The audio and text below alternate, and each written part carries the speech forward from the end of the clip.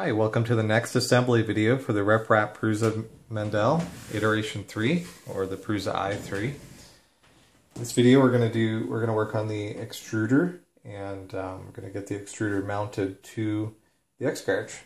So let me get this out of the way.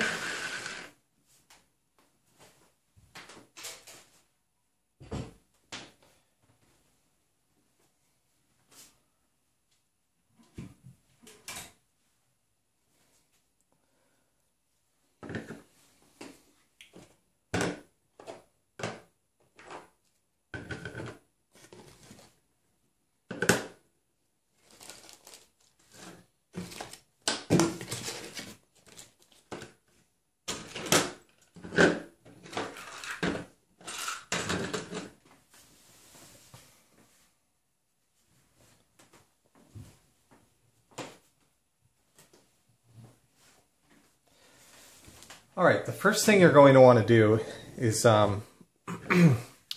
put some silicone on the heater resistor and the thermistor and put them into the hot end brass nozzle right here, as shown.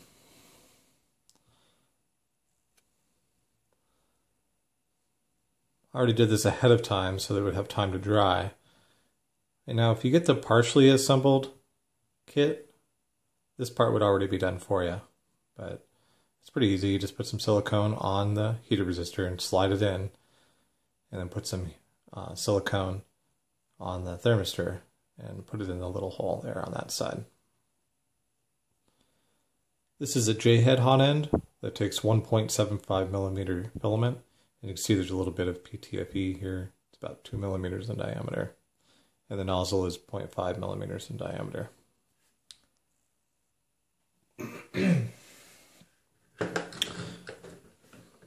Okay.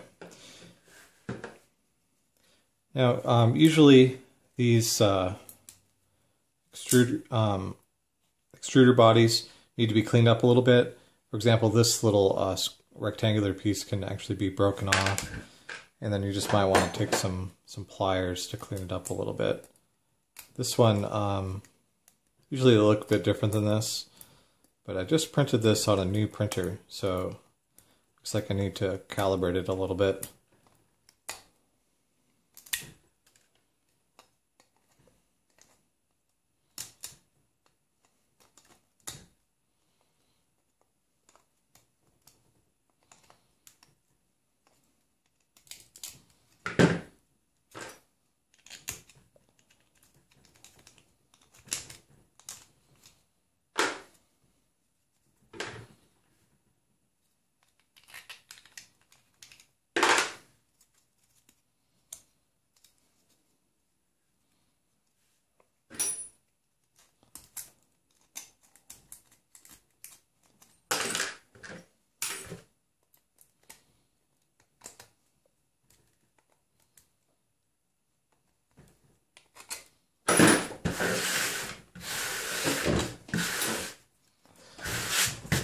Okay. The first thing we'll want to get started with is the Hob Bolt. And now the Hob Bolt has a flat side here to grab onto with a crescent wrench or maybe a pair of pliers.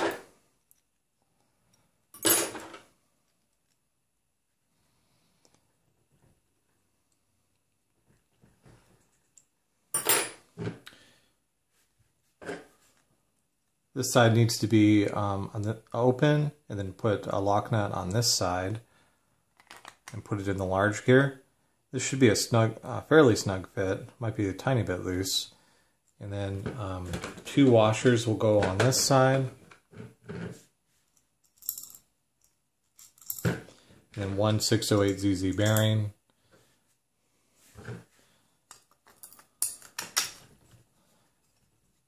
And what you want to do is you want to line up the teeth on the Hob Bolt with the hole in the center of the extruder body. And to do that, what you would do is hold on to this end with a pair of pliers or a crescent wrench. or if you can find an open box end wrench that fits in the grooves. you'd hold on to this side and then turn this side, turn the large gear with your hand to get it lined up just right. If you can't turn this with your hand, you could always take this apart and use a 13mm open box end or crescent wrench to adjust the nut on this side. And then just check again and see if it lines up. And if not, then continue to adjust.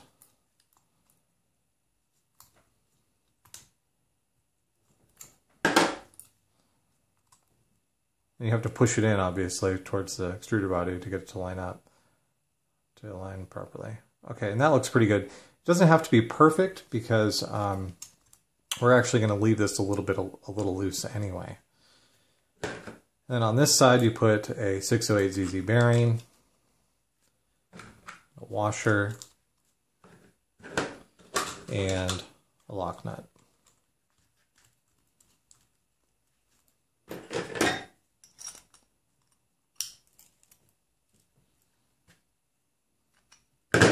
Okay, you don't want this tight to where it it's difficult to move it. You want to loosen it up a little bit so that it's a little wobbly, and then the filament will sort of auto guide it.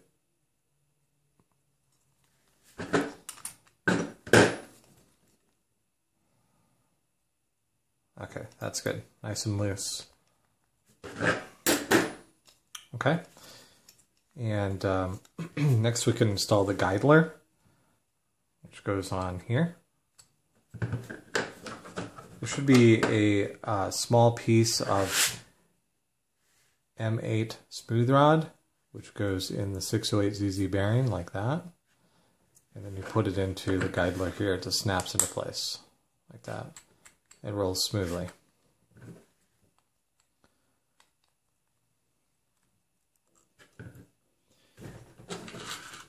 This takes a 30mm M3 bolt.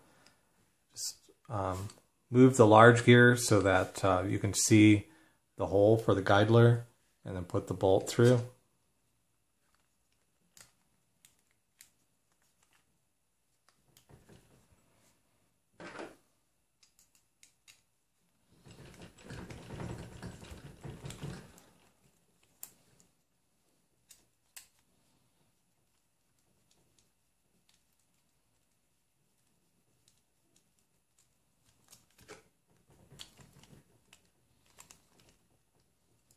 Hole's a little snug, so I have to turn it in. Sometimes you just push it in.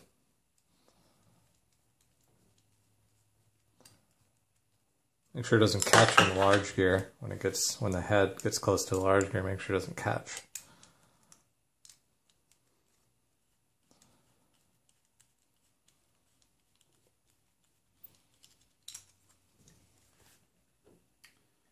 And an M3 lock nut goes on the other side.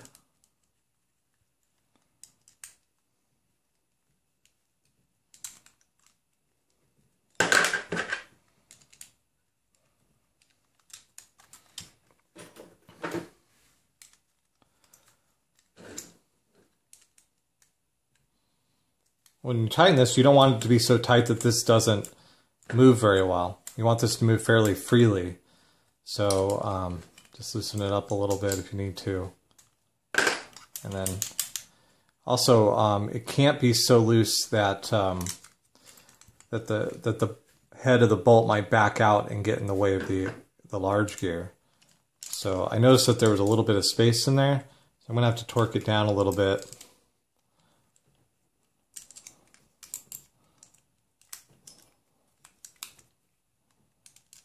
And then back it back out a little bit.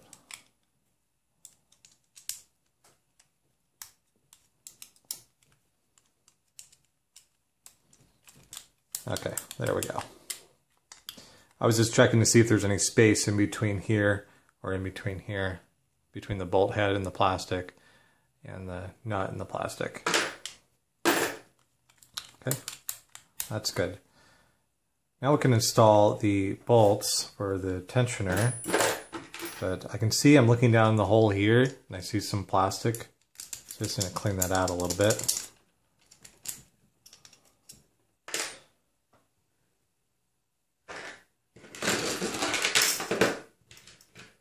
Two regular M3 nuts drop in here in these slots. If you need to, you can push it down with a pair of pliers. And then you'll take the 60mm bolts and put the shiny extruder springs on here. Make sure it lines up with the nut okay. Just screw it into where it just starts showing on this side.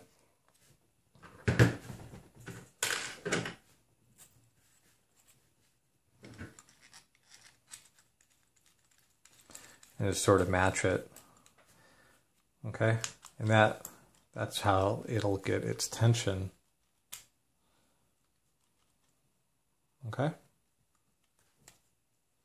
Let's go ahead and install the motor on here now.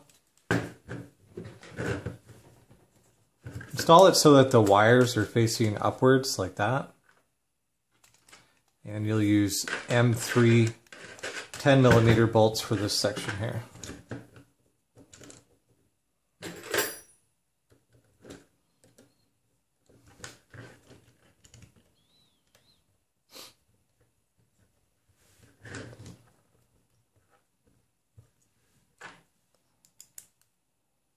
Just going to get them all started first.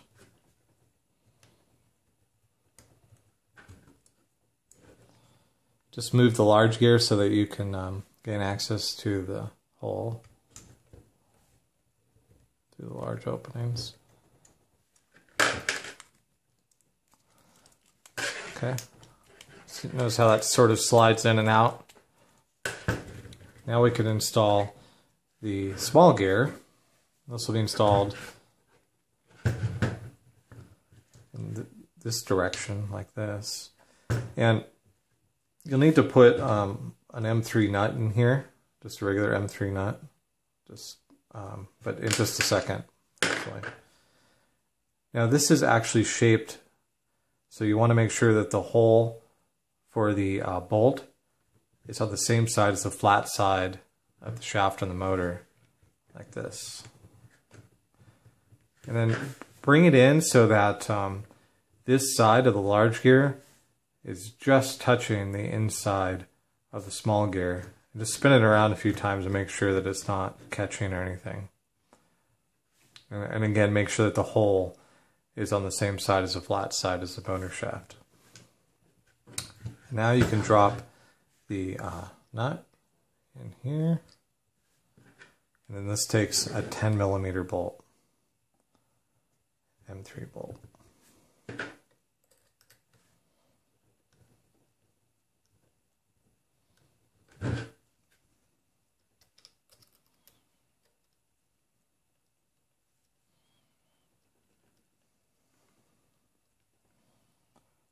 Now, if you tighten this too much, you might actually break the small gear, so be careful not to over tighten it. Okay. And now we can slide this in to a point to where it has good traction between the large gear and small gear, but not too much. You don't want this too tight together or it'll cause friction. You want this to be able to move fairly smoothly. And there can actually be a little bit of slop in there too, that'd be okay. Paper thin would probably be the best. But this is perfect. This will work just fine.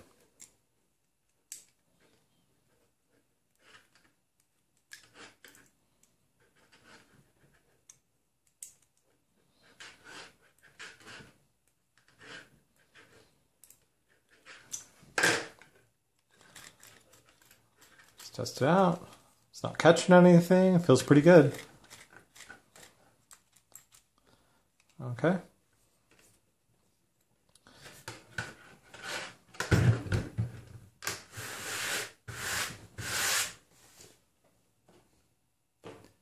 Now let's set this aside for a moment.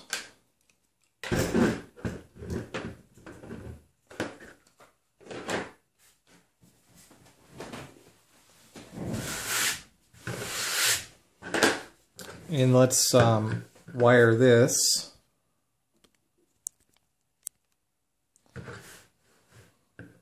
The hot end.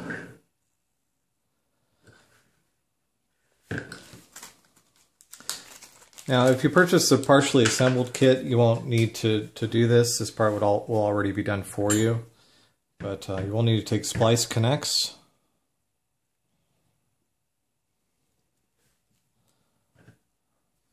Mount them onto the heater resistor leads.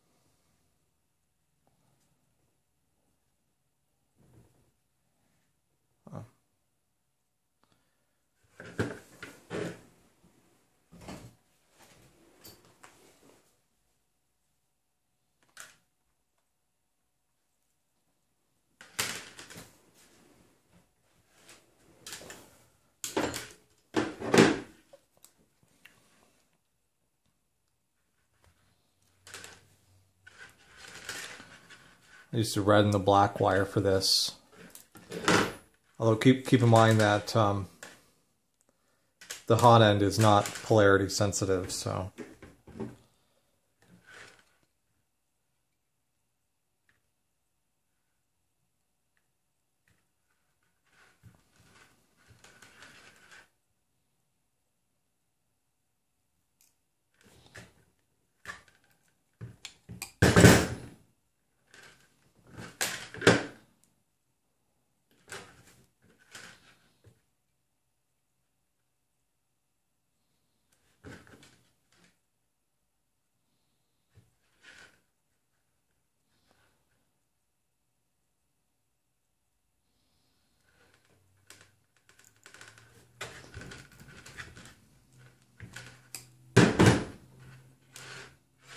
Okay.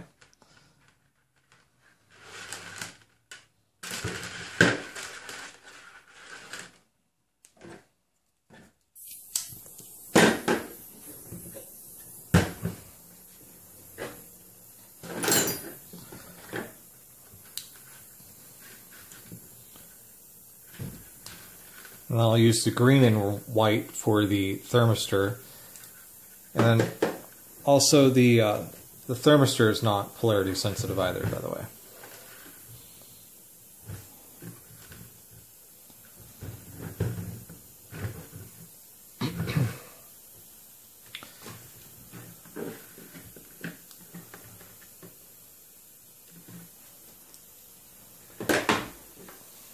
Just wait for the soldering iron to heat up.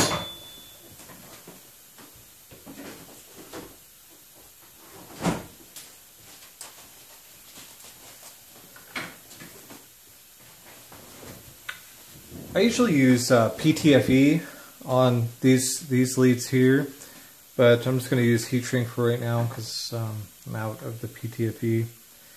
But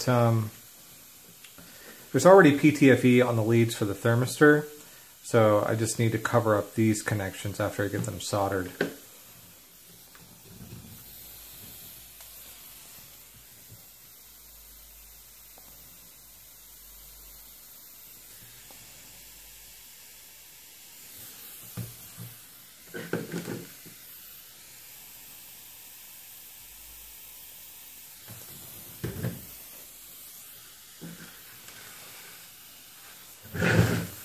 And again, on the partially assembled kit, this would already be done. This isn't something that you would have to do.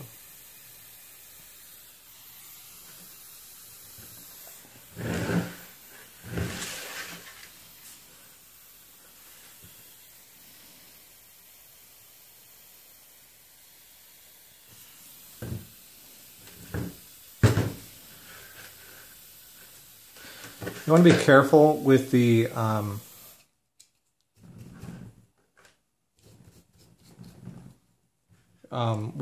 thermistor. It's really easy to break the head off of the thermistor. So you want to be careful with that.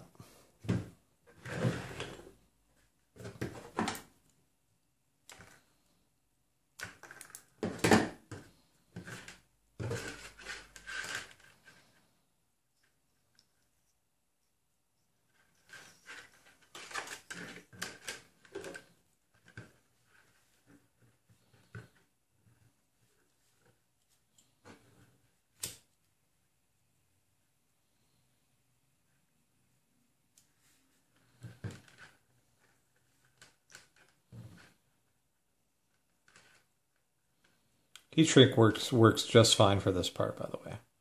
Never had any troubles with heat shrink here.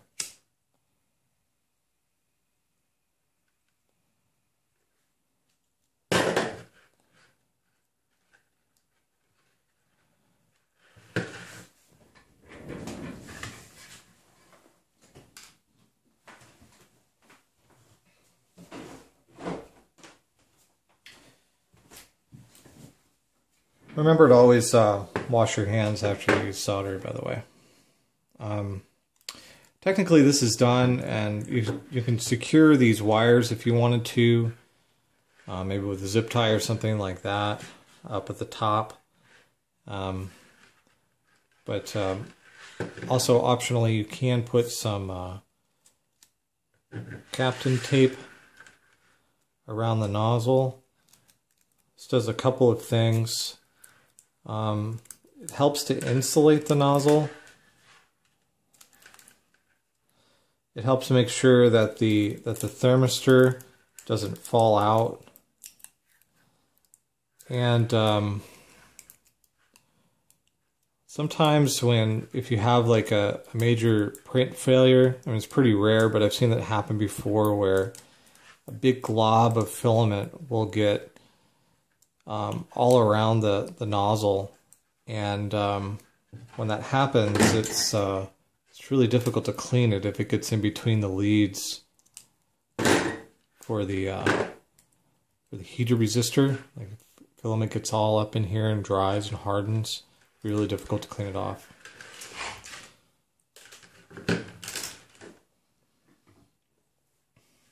Okay, so that takes care of the hot end. Now we can go ahead and mount this to the extruder. But before we do that, let's get the X carriage to Greg's extruder adapter installed onto the printer. Okay, so this aside, get the printer.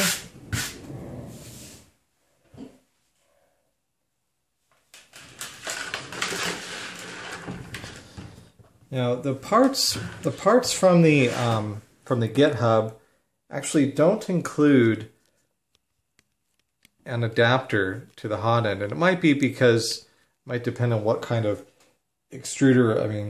It might depend on what kind of extruder you're going to be using. I'm not sure, but so I did have to design this this adapter, and it bolts right here to the X carriage, and it has a spot for the filament to go through, and this mounts to the extruder body, and there's also a fan mount here too. So let's get this installed. Let me see, I need to figure out what size bolts to use.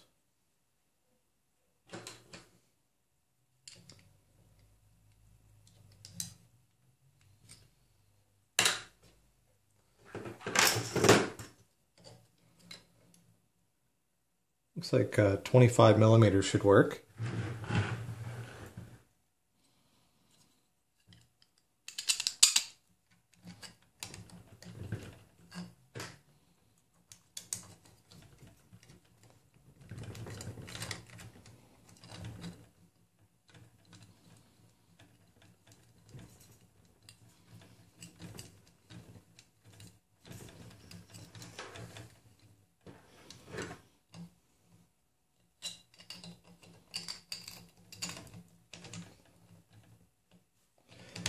Oh, before I go too much further, I do need to put lock nut nuts on this side, M3 lock nuts. And there's nut holders built into this part, into the X carriage. There we go.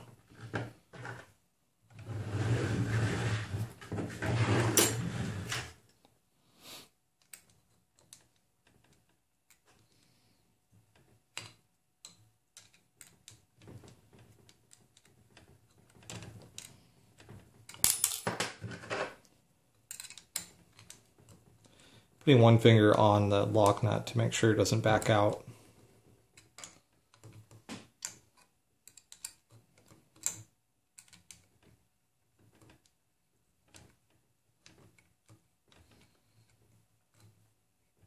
Okay, still a little bit loose. Let me get this one started.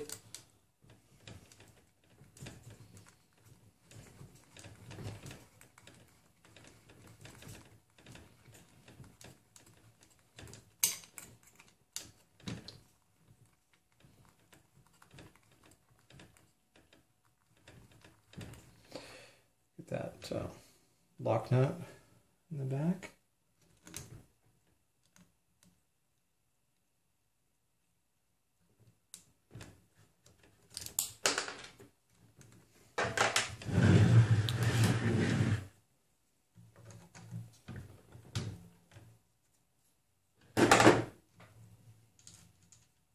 There we go.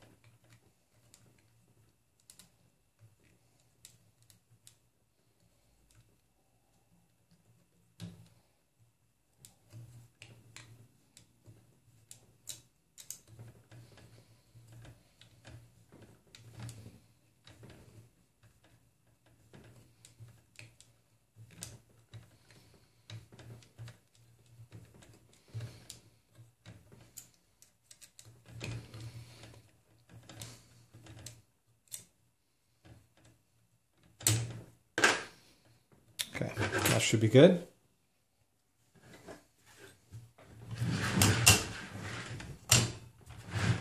All right. Now we can install the extruder, which will sit right there, and the hot end will be mounted underneath.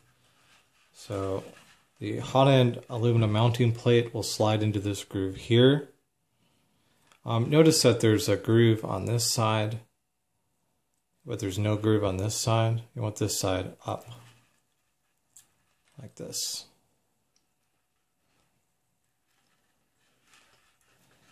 And I usually do the open side towards the wires like that. But you want to pull them out a little bit like that. And then there's a groove underneath for this to rest into. Okay,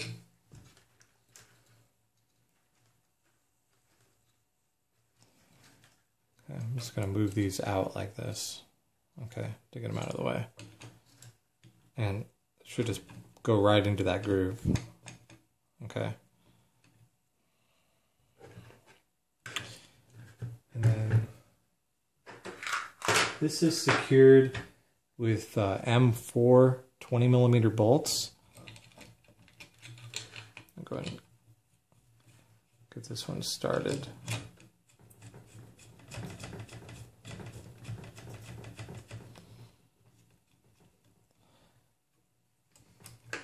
And then the rest. So you want to put a 20mm. An M4 lock nut in the groove in the lock nut holder in the extruder body.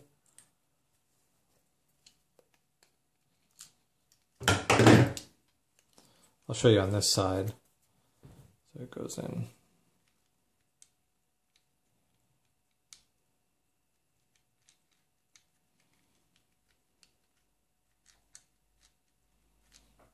Sometimes it can help to have something guiding it. I'll put this in here. This is just an Allen key, and it'll just help me guide it in there. Like that. Okay, and you need to do the same on the other side. This side's a little bit trickier because it's up inside here.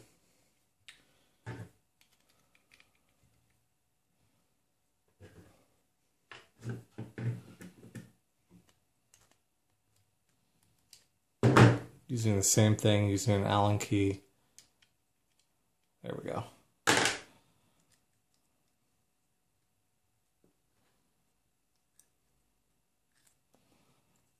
Very carefully get that bolt threaded.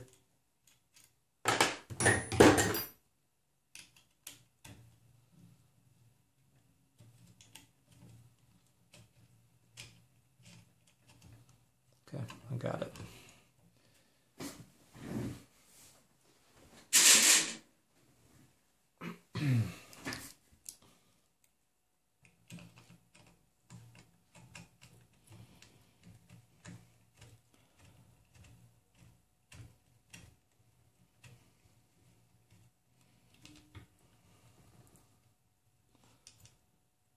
And sandwich it all together.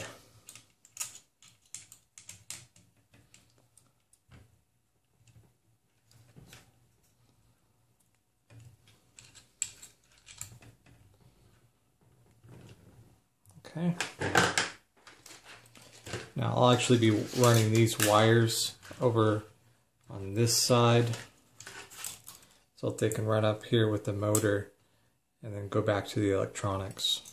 But we'll do the wiring a little bit later.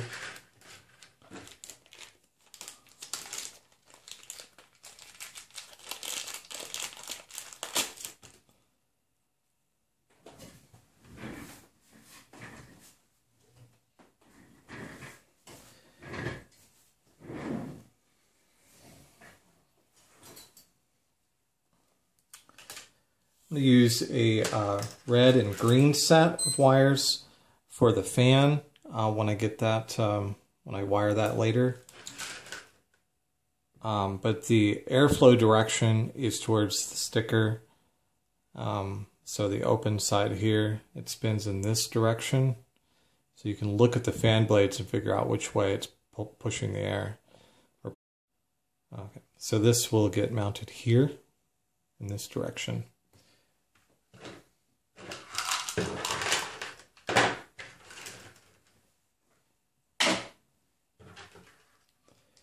And we will be using 14mm bolts for this.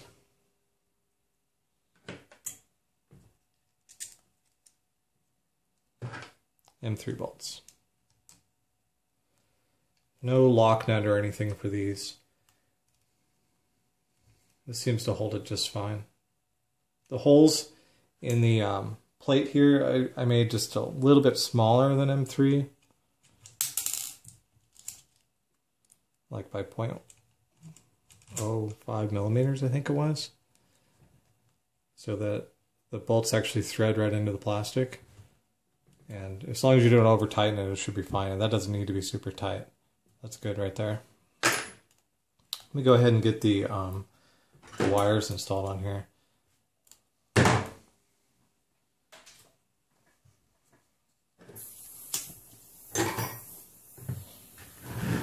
Probably should have done this earlier before I installed it. I forgot about this part. And again, if you do get the partially assembled kit, pretty much all of the soldering stuff will already be done for you. Yeah, all of the soldering stuff will be done for you. So this would be something you wouldn't have to do. While I'm waiting for the soldering iron to heat up, remember these ZAxis stepper motors we removed the computer socket connection from?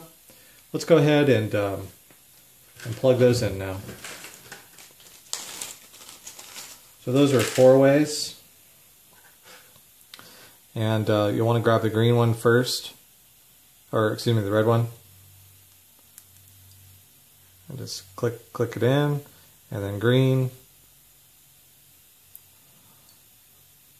Oh, and you need to look at this. You can see there's a flat side, and then the opposite of the flat side, there's a little clip in here, and that's the side that you want to plug in. I suppose if you plugged it in backwards, it probably wouldn't click. Yeah, if you plug it in backwards, it doesn't stay in there. So I don't know if you can hear the click. So if you're not sure which colors to put, like what order to put the colors, just look at another motor that already has a plug and just copy it. I'm going to go ahead and do the other one.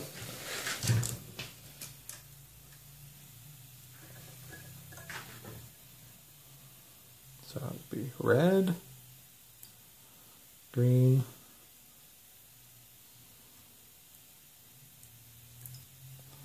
yellow,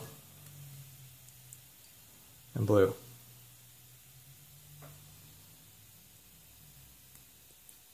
Okay.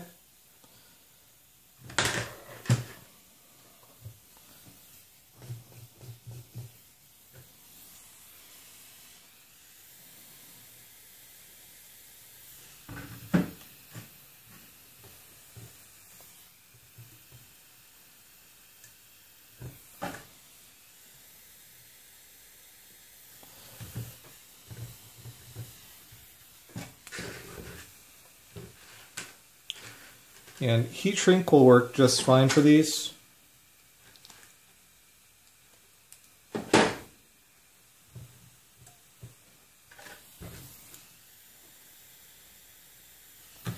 We're using the 22 gauge stranded wire for everything that so far that's been connected to the extruder here. Forgot to mention that.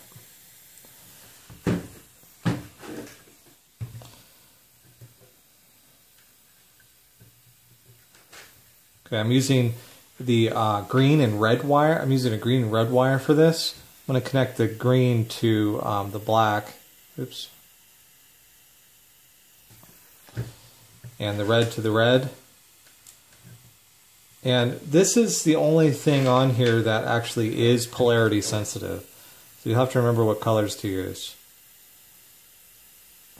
If you haven't used the black and red combination yet, this would probably be the best place to use that combination.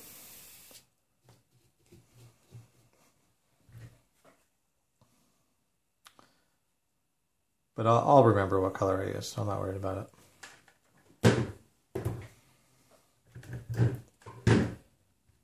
Where'd that heat shrink go? Oh, here it is.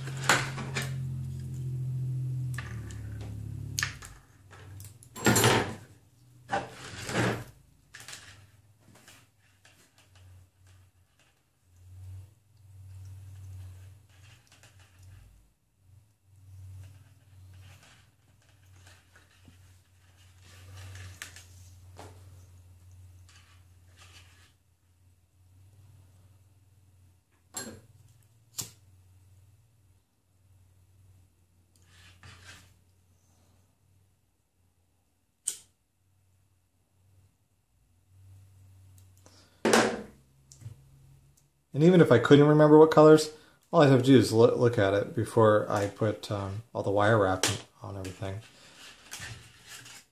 All right. Well, we got a lot of wires now, don't we? Well, don't worry about the wires just yet. Just be careful with them, but don't worry about them yet. We'll be connecting everything to the electronics very soon. So that takes care of the extruder. There'll be more to do with this later. Obviously, this isn't tight yet, and I'll show you how to feed the filament and whatnot later. But let's go ahead and take a break, and we'll build some more RepRap in the next video. Thanks for watching.